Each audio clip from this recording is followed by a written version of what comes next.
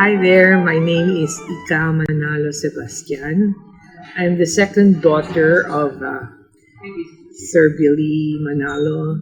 I'm speaking in behalf of my family. How would you describe Basilio Manalo as a father and a teacher? And as his children, how do you remember him? What were your memorable experiences with him? As you know, we are altogether five children, five siblings in the family of my parents, my dad and my mom. And as I introduced myself, I'm number two. First was two girls, my sister Iai, myself, my brother Ino, my brother Iko, and my youngest brother Ioy. That's our father's humor. He named all of us with a starting letter I, so that he said it's easier, it's less complicated. And when he calls roll call, it's all easy because it's Iai, Ika, Ino, Iko, Ioy. So that's my father's humor. So as a father, of course, as you all know, he was really strict. I mean, strict to a fault, of course. And but at the same time, in all his strictness and sternness, he really had a very soft heart. And I was talking to DJ and to Gina, and I think, I think what made him really special was because he really made sure he dedicated to each and every one of us his time, his love, and his effort to really help us become who we are today. So, as a father, yes, he was very stern. So many restrictions. In fact, in our teenage life, we sort of rebelled against it because, he was brought up that way. He came from Spanish upbringing, which really was so restricted at the time. And he himself, he also had a very stern and strict childhood because, of course, at a very early age, his great-grandfather, Felino Cajucom, saw the potential and talent in my father. He was only 4 years old when he started the violin. So from then on, it was really very tough for him because he was so protected and so cared and looked after. He just had to keep practicing every single day. Every single day, he had to practice his violin. So can you imagine a young boy at 5, 6, 7? He didn't have a regular childhood because all his time was spent on playing and practicing the violin. I remember my aunts, his cousins, would tell us stories that, he loved basketball. He was such a regular boy. He loved basketball. He loved to play tennis. All the things that boys love to do. But he couldn't even play basketball because they were so afraid that his hands would be sprained or he would have some injury that his precious hands would no longer be able to play the violin. So I remember my titas telling me that they would sort of hover around him and he would be practicing and all his perspiration would be trickling down his forehead, and they were tasked to make him paypay. Yeah, paypay while he was practicing, and that was like, they were like his slaves, but they loved him so much because after that he'd be so naughty and he said, don't tell anyone, let's go out and let's play pico or something, and they would sort of make steal moments where he would be able to play, but after that back to practicing. And in 24 hours, you guess how many hours he had to practice? 16 hours, he told us. 16 hours. I mean, that's that's your whole day. That's more than your waking hours, really. So that 12 hours to 16 hours, that was nothing to him. And that's how much he's endured. So if as Gina, sina DJ, if dad would get mad at them for not practicing, you can imagine why. It's because he himself did the same thing. But he did ask them to practice 16 hours. Did they? Did he? No, he didn't. But on himself, he imposed that much. So growing up, me personally, I would say I was his sidekick. Only because the gap between my brother and me was 4 years, a little bit more. And he was so raring to have a son to he could call like a buddy to accompany him wherever I go.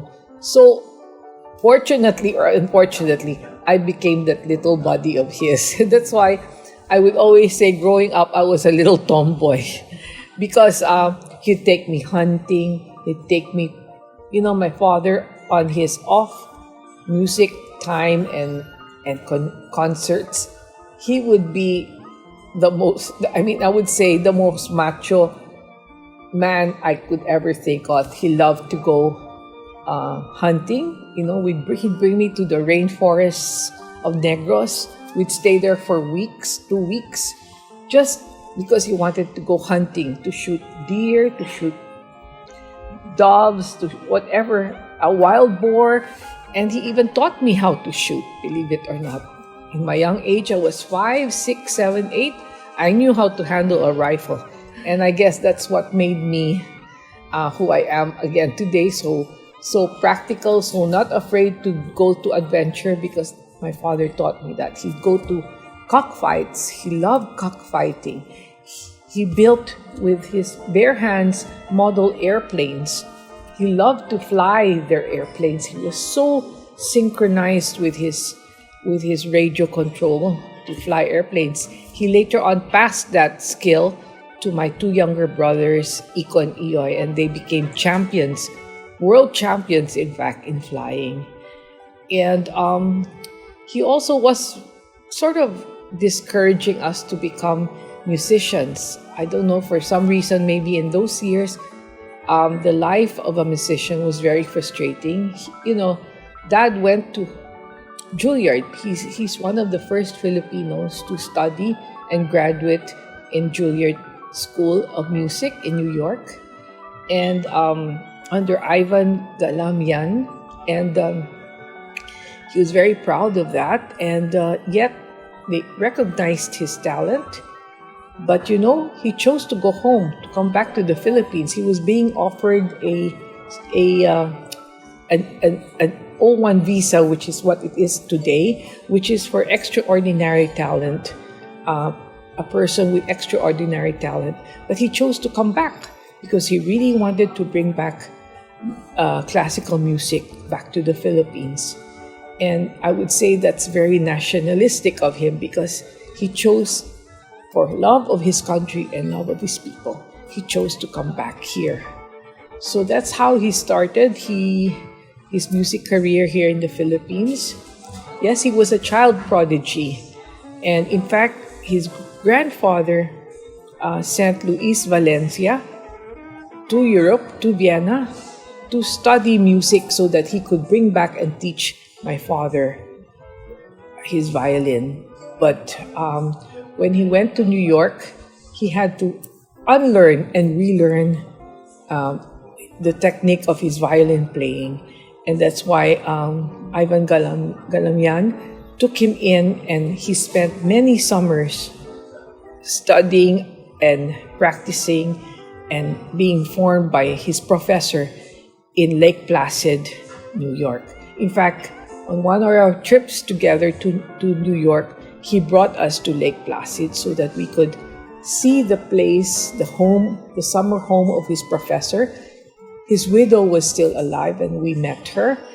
And of course, we also toured Juilliard University and saw where he was, his studio, where he would practice and play his music. And yeah, that's Dad. He was very personal to each and every one of us, his children, as well as even his students. He was very personal. Each of them had their own experience. Each of us had our own experience, our own time, our own space. He made sure each and every one of us were attended to. So despite his strictness, we sort of just let it be. And all of us, we all unanimously said how much we loved our father for all that he was. And we're very grateful to who we are today because of our father and of course our mother. But for me, most especially my father, because he just really took the time to see through me. What do you think was his motivation for teaching violin? Did he ever tell you what drove him to be such a dedicated teacher and mentor? So my father, he told us that, of course, everybody knew he was a child prodigy. But if you were to ask him what he really wanted, he wanted to be an engineer. He's really good in math. But also, what drove him to teach music was because, as you can see, anyone bursting with passion, with the love for music, for violin, it's just so normal and so natural to want to pass it on to the next generation. And that's why he went back and came home to the Philippines after he finished at the Juilliard. He was offered many positions then in New York, even in San Francisco, because we visited some of his classmates, even in Nashville. I mean, all over. And even when he went to Spain to do his concert, he was offered there, but he chose to come back home to the Philippines because he wanted to form an orchestra here, which he helped co-found the Manila Symphony Orchestra. But later on in life, he said, I can't just play for myself. I want to pass on my talents to whoever wanted to learn. He believed in the Filipino people, but most of all, in the Filipino youth. So he started teaching. And you know what's great? A few years ago, I attended a tribute of my father at St. Scholastica auditorium, where 100 of his students paid tribute to him. And you know what? What was most heroic about him was he never charged a single cent for all the teaching he had done. And as Totti said in his interview, there was only one thing he asked in return, was for each and every one of them to practice. And he would really be very emotionally upset. And all his students knew that. When they didn't practice, you know what? He said, stop wasting your time. Stop wasting my time. Go home. Practice. And he made so many students cry.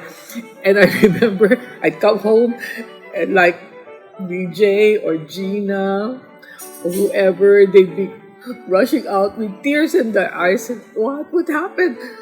Didn't practice. So you just have to do that. And that would make him very, very happy. Just like me, if I didn't do my homework, that's the end of me with my dad. His dream was that's why he put up Predis. His dream was to put up a youth orchestra and make the Philippines great through performing arts, of which his symphony orchestra would be. He would always discover great talents because the Filipino people bursting with talent. And you know, he was, and for that matter, Madame Imelda Marcos was very supportive of his passion. I think at one time, he even joked that Mrs. Marcos made or created Makiling School of Arts or Art Center because of him as a sort of gift, or how would you say, pampaamo gift, because I think they had a big quarrel. And I remember Mrs. Marcos, when he went to the wake of my father, he said, you know, it was only your dad who could make me cry. That's really my father's claim to fame, that he made Mrs. Marcos cry. And yet, they were really best of friends, and she was very supportive. And that's when I think also the performing arts really flourished at that era, where the performing arts was really given full attention and support. Did your dad ever talk about his students? Were you, as his kids, friends with his students? Did you know them? Are you still in contact with any of them? He always spoke about having a musical family. Did this intersect with his actual family? So, why? That question made me smile, as you can see, because really, I was just asking my family, my siblings, what best they could remember about my father as a teacher, and they all said, our father, he took his students in like his own children. And I remember many summers that Toti and Ogie Molina would come and spend summers with us in our farm. And every morning we'd be woken up 6 o'clock, 7 o'clock with the music of eng, eng, eng, eng, eng. It was really like OMG, even way ahead than the roosters croaking for the early morning sunrise. He would bring all his students. Of course, they would all come to practice in our house. And we knew them like we knew our siblings. I would say our closeness to his students, up to today, we're very close to them. We don't see each other often, but when we do, we all laugh, we cry together because we went through life together. And they are really like my brothers and sisters, I can say, and my whole family. And my mother treated them equally like children to them. So, as you can see, I would always tell them, my goodness, the time my father spent with you guys, it's almost envious, but I knew deep in my heart it's because of his great love and his passion for trying to instill the same principles, the same knowledge, the same gifts he had to give to his students the way he would give to us. Of course, we were not his students, we were his children, but his students were also his children. And that's really something I can really say that my father imparted and gave to his students. His love, his passion. And every time I see them play, even now as they're have grown up and professionally playing in the orchestras, I'd be so moved. I'm almost, in fact, very emotional, because I could almost see my father's even special facial expressions his students inherited. And even the way they handled the bowl, the way they played is like he really instilled his spirit to live in their hearts and souls. And that's, I guess, the trait of a very good teacher, that he was able to really give and impart to all his students his gift and his love and his passion for music. A really funny story was when my brother Ino was still a little boy. So talking about my father's violin, my father had a very special violin. It was a Francesco Ruggeri violin, which was made in 1798. And this was acquired in New York during the time of his studies there. So that's way back 1948, 1949. And I remember him telling me the story that to buy that instrument, his mother sold like 5 hectares of land to be able to buy him that violin. So he kept that violin so precious, so sacred to his heart. So one day, after rehearsal, he brought my brother Ino to Binondo. And I think he had to get some music scores from a store there. So he told Ino, my brother Ino, just stay in the car. I'll leave the window half open. He locked all the doors and left Ino because he was going to be gone maybe 10 minutes, or at least that was the plan. So my poor brother Ino was really scared, but he followed orders and just kept himself waiting in the car. And suddenly, he saw my father rushing back. And then he said, "Ay, thank God, my father will now take me with him." Probably couldn't stand me being left in the car. But no, he didn't come back for my brother. He came back for the violin. And poor my father took the violin and locked the door, said, wait there, I'll be back. Can you imagine? He'd rather come back for his violin than his poor son. But that was our biggest joke. And later on, my father so naively said, or jokingly said, "It's okay. I don't think anyone wants to get you, but my violin maybe yes." But yeah, that violin goes a long way. And again, another anecdote of that precious violin was he lent it to one of his prodigies, his student, Audrey Molina, who was going to audition for a Toronto, I think, concertmaster position or something. And so he said, "Don't go ahead." At the time, my father was stopped playing because his fingers were all arthritic and everything. So he lent the violin to Audrey to bring to Canada.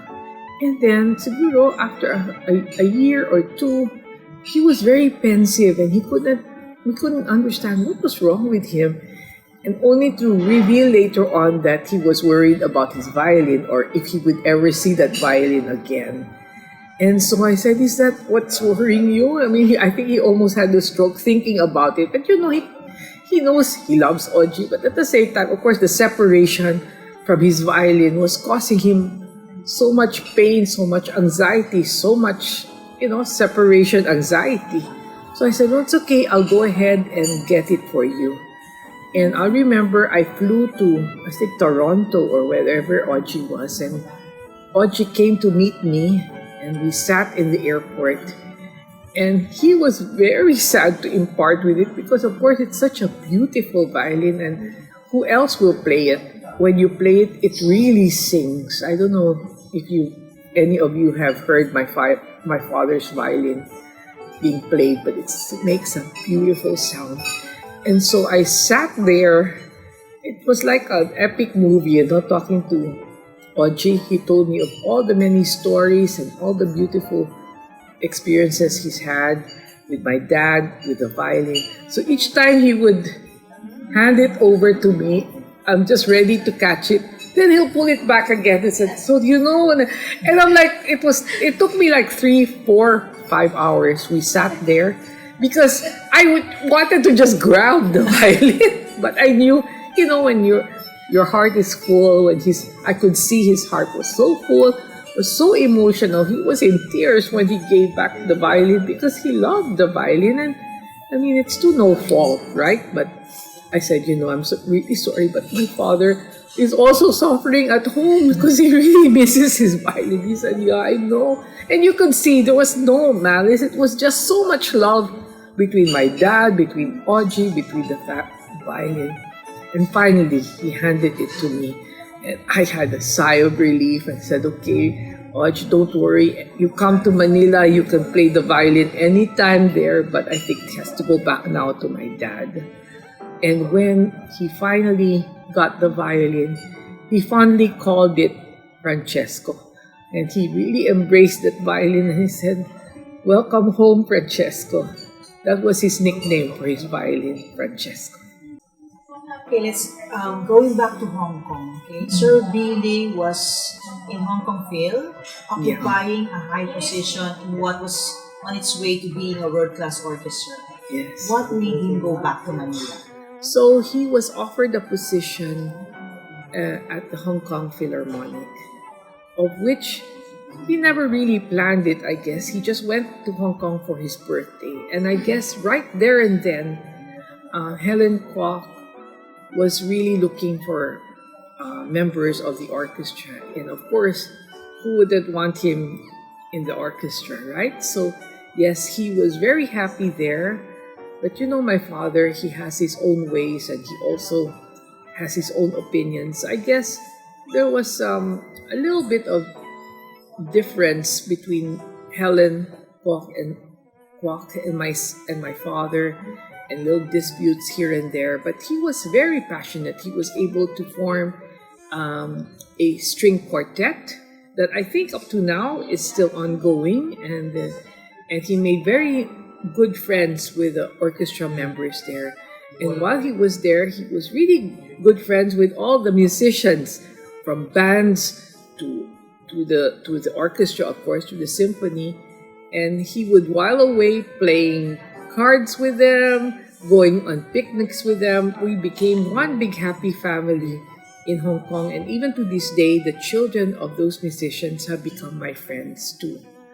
But then, I guess at the end of 2 years, because maybe he was so vocal about wanting to change things, that's my father. He was always like the rebel.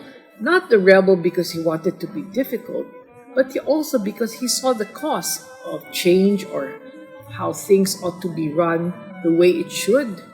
And always defending, always the spokesperson of the orchestra members themselves. So when he wasn't so happy with the way the orchestra was being run, and then also at the time, the First Lady was able to get in touch with him again and offered him a position with a cultural center orchestra. He thought it was good time and prime time, and he said maybe 2 years is long enough. And he missed his students, he missed his family. Of course, his children were away. They were four of them separated, only myself and my mom and him in Hong Kong.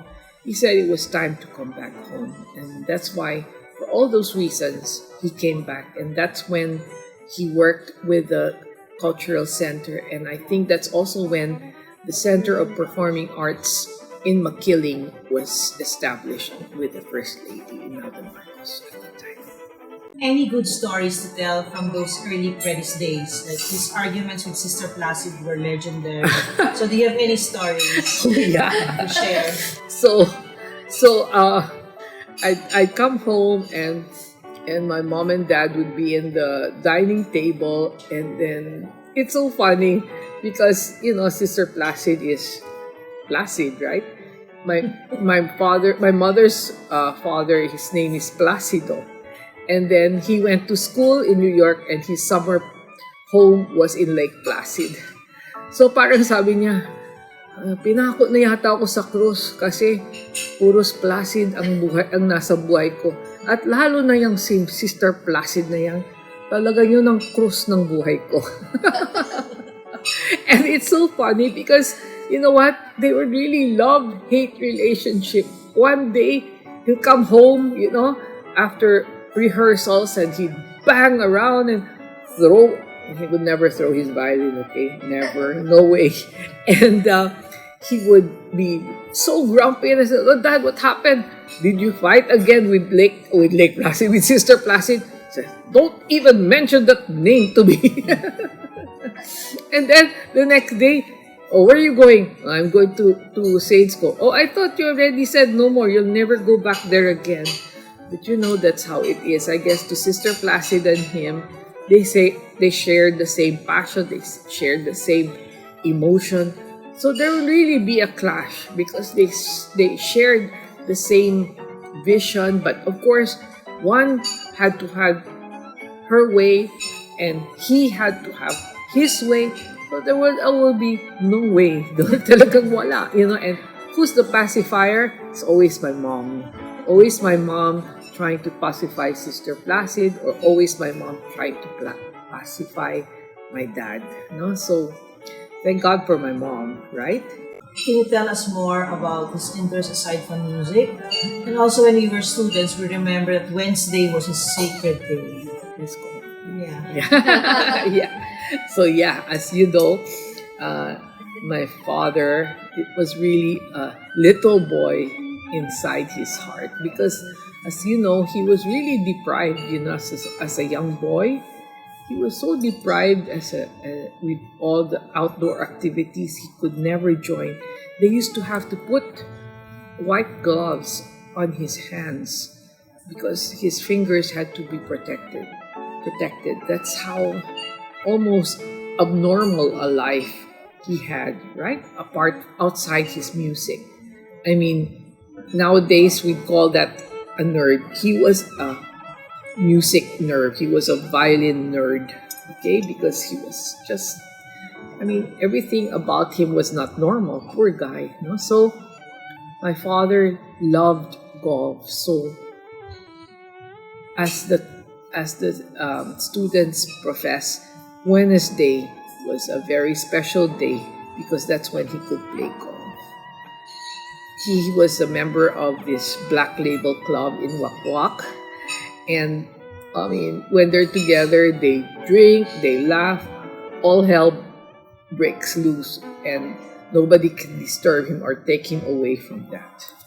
And then he also loved to go hunting. As I said, I was a young girl, a little girl to be exact, and he'd bring me with him. And when we go hunting, we use the weapons carrier, which is a 4x4 wheeler. You know, one of those salvage from the war. The surplus trucks were used to carry weapons. That's what we used, and we would go to the rainforests, up in the mountains, up in the hills, and we'd stay there for an hour, a week or two, and it was really adventurous. And he would hunt, and we'd come back after 2 weeks, all dirty and scrubby. But of course, we'd take a bath in the river, by the spring water. But it was really, forest living, tough living in those 2 weeks. And to think my father was a refined, cultured violinist. He's the opposite when he's outside. He hangs out drinking. He loved to go to cockfights. So you can imagine all the canto boys there. After, when win or lose, he'll go on a drinking spree with them, rough it out. I would sometimes go with him, and I'd just sit there in the corner and watch him, tell all the stories and laugh with all the canto boys, toothless, reeking of alcohol. I mean, name it. My father he was not at all selective. He was friends to everyone, from the town mayor to the canto boy to the pulot boy to the name it. He was friends of everyone. He didn't choose, I only go with society people, or I'll only go with the musicians. And that's how he was, because he also was a member of the band. He was a band player. He was the band leader, but he was also the band player. He also loved to do plane model planes. He was very good with his hands. If there's one thing my father taught me, was to be very mechanical with my hands. I could even fix my watch when it was broken. I could easily screw and unscrew. He taught me how to use the screwdriver. His death left a vacuum that is still felt. What do you think made him great? What is it that his students can do better to ensure his legacy? Oh yeah, unfortunately, my father didn't really take good care of himself. He was a workaholic, but also at the same time, he sort of became an alcoholic. So, I guess that's most artists are like that. They go from extreme left to extreme right, extremely happy, suddenly a low melancholy, and I guess that's what made my father who he is, but also contributed to his getting sick at a very early old age, right? So sayang, because he could have lived longer. And I'll never forget one day when Gina visited him in hospital. And he was almost, I would say, not talking anymore. He was not responsive too much because he was really sick. And Gina came to play Minyowski. This is really... And Gina played, and my father's eyes were closed, and we thought he wasn't responding, or maybe did hear. And Gina just kept playing on, and then Gina struck a note. Is that true? And my dad's eyes opened. And Gina said, "Oh, no worries, I'll come back and play again the next day." Yeah, and DJ came to visit him too, and DJ just cried and cried. But that's the sign of how much his students loved him so much, and how he loved his students in return. Because that really